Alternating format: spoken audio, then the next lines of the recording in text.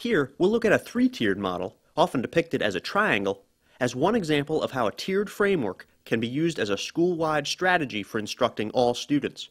All students will participate in Tier 1 instruction. At this level, they'll receive effective, differentiated instruction provided by the general classroom teacher as part of an evidence-based core curriculum. The evidence-based instruction offered at this level can be expected to meet the learning needs of 80 to 85% of all students. For students who don't respond adequately to Tier 1 instruction, more intensive interventions come into play. Tier 2 interventions build upon the differentiated instruction provided at Tier 1 by offering students more systematic instruction and interventions strategically designed to help them catch up in areas of difficulty. These interventions are usually delivered to a small group of students within the general classroom, either by the classroom teacher or by another team member supporting the teacher who has also been trained to deliver the interventions. Tier 2 interventions will be offered to the 15% of students for whom Tier 1 instruction was not sufficiently intensive to meet their specific learning needs. But here is a critical point. Students who receive targeted Tier 2 interventions continue to participate in general Tier 1 instruction. Tier 2 interventions do not replace the core curriculum, they supplement it.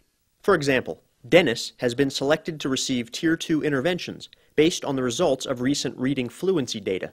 He'll continue to participate in the 90 minutes of core reading instruction that is provided to all students in Tier 1 each day. But in addition, he'll spend another 30 minutes per day receiving targeted reading instruction at Tier 2. Under RTI, his opportunities for learning and for catching up to his classmates will have been extended. We've saved the most intensive interventions available for the small percentage of students who still lag significantly behind their peers in making academic gains. Tier 3 interventions supplement the previous tiers by providing the most intensive evidence-based interventions delivered to individual students or in very small groups. Again, the intensity of instruction at this level increases. The size of student groups is reduced, and their opportunities for direct instruction extended. Interventions in Tier 3 may be delivered by an intervention specialist or even a special education teacher. But again, these interventions supplement the instruction provided at Tier 1, not replace it. And students do not have to be identified as disabled in order to receive these interventions.